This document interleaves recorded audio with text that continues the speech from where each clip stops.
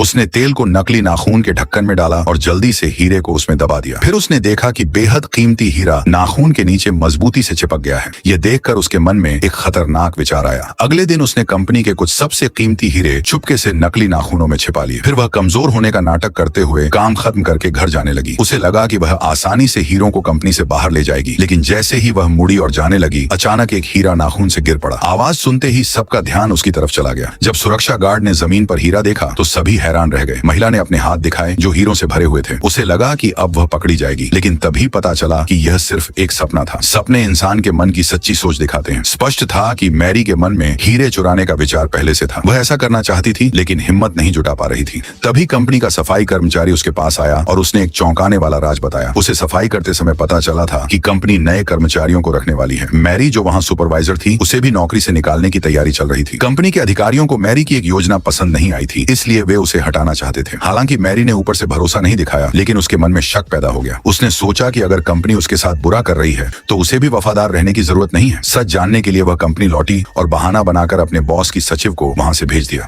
फिर उसने चुपके से दराज खोली और कंपनी के दस्तावेजों में अपनी जानकारी गायब पाई। अब उसे यकीन हो गया कि सफाई कर्मचारी को अंदर की बहुत बातें पता है और वह बदले में कुछ चाहता है। अगले दिन मैरी उससे मिलने गई। तब उसने अपनी पूरी योजना बताई। सफाई कर्मचारी कई वर्षों से कंपनी में काम कर रहा था और उसे कंपनी की हर व्यवस्था की जानकारी थी। उसे पता था कि रात में काम खत्म होने के बाद कंपनी पूरी तरह बंद हो जाती है। सुबह तक अंदर कोई नहीं आता। उसने बताया कि सुरक्षा गार्ड केवल थोड़ी थोड़ी देर में निगरानी करते हैं। इस बीच काफी समय खाली रहता है जिसमें आराम से काम किया जा सकता है। एक दिन सफाई करते समय उसे बॉस की तिजोरी का पासवर्ड पता चल गया था। काफी समय तक नजर रखने के बाद उसे मालूम हुआ कि पासवर्ड बहुत कम बदला जाता है, इसलिए वह इस मौके को खोना नहीं चाहता था। उसने मैरी से कहा कि वह किसी तरह बॉस के कमरे में पहुंचकर तिजोरी खोलने में उसकी मदद करे।